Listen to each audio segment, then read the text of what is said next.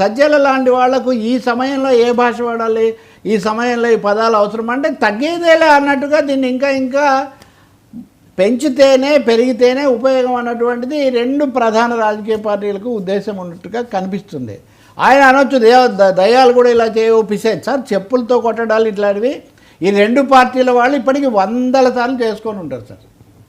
నచ్చని వాళ్ళని ద్వేషించడం, నచ్చని వాళ్ళ మీద ఇట్లాంటి దుమ్మెత్తిపోయడం ఇది చాలా అలవాటు. వాళ్ళే చేస్తారని వీళ్ళే చేస్తారని వాళ్ళు. కానీ జరిగేది మటుకు ఒకటే, రెండేదుల్లో ఇదే అమ్మ తల్లికి ఎత్తరా అన్నట్టుగా చివరికి అమ్మకు చేటు వస్తున్నటువంటి ఒక పరిస్థితి. ఆయన నిన్న మాట్లాడినప్పుడు ఈ సంకర జాతి సంకర భాష ఎవరిని గురించి అంటున్నారు అంటే దేవతలు పిశాచాలు అనే దానికోసం నేను రెఫరెన్స్ అని ఆయన అనొచ్చు.